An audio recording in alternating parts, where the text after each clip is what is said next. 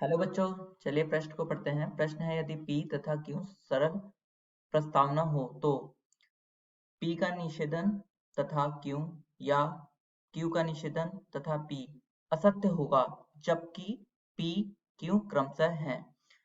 पहला विकल्प है TT, दूसरा विकल्प है TF, तीसरा विकल्प है FF तथा चौथा विकल्प है FT।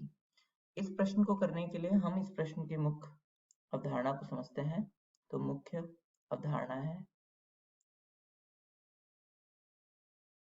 हम इस प्रश्न में T को ट्रू मतलब सत्य के लिए प्रदर्शित करते हैं तथा F को फॉल्स असत्य के लिए प्रदर्शित करते हैं, तथा कोई वाक्य P तथा Q को हम इस तरीके से लिखते हैं, वह यह असत्य होगा, यह इसका जो मान होगा वह फॉल्स होगा। कब? जब P तथा Q में कोई एक भी का मतलब दोनों भी चलेगा, कोई एक भी असत्य है तब, तथा P या Q को हम इस तरीके से लिखते हैं, और यह सत्य होता है जब इन दोनों में से कोई एक भी सत्य हो। P तथा Q में से कोई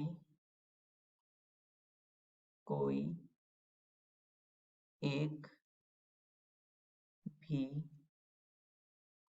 सत्य हो, दोनों होगा तो भी सत्य रहेगा। अब हम इस प्रश्न को थोड़ा सा करते हैं। इस प्रश्न को करने के लिए हम इसकी सत्यता सारणी बना लेते हैं।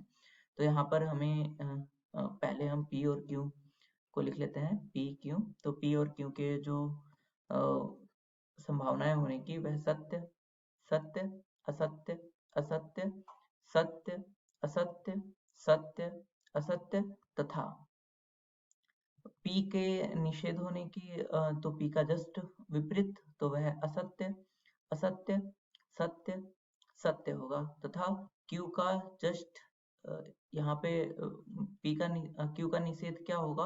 Q का निषेध हो जाएगा Q का जस्ट उल्टा, तो वह हो जाएगा असत्य, सत्य, असत्य, सत्य। अब हम इस प्रश्न में क्या करते हैं, सबसे पहले यह ज्ञात कर लेते हैं।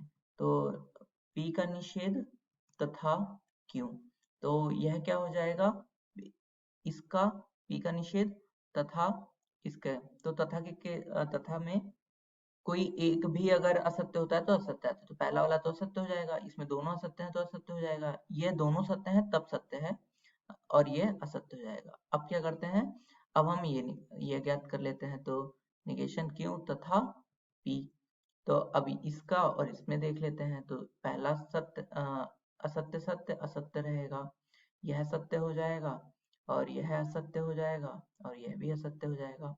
अब हमें इन दोनों का क्या करना होगा, इसका और इसका हम लेते हैं या, तो यह हम ज्ञात कर लेते हैं P तथा Q या P का निषेध तथा Q या Q का निषेध तथा P। अब इसमें सत्य सत्य ज्ञात करते हैं, तो इसमें अगर दोनों असत्य हैं तभी सत्य होता है, अदरवाइज सत्य रहता है। तो यह सत्य हो जाएगा, यह भी सत्य हो जाएगा, और यह असत्य हो जाएगा। तो यह असत्य कब आया, यह देखो, अब हमें दिया हुआ क्या है कि यह इसका मान जो है ना वह असत्य है। तो इसका अर्थ क्या हुआ, इसका अर्थ यह हुआ कि P और Q का हमें मान बताना होगा। तो यहाँ पर इसका असत्य कब आया, जब यह है और यह है। तो जब यह है असत्य है, तो P या तो P और Q, P या तो यहाँ पर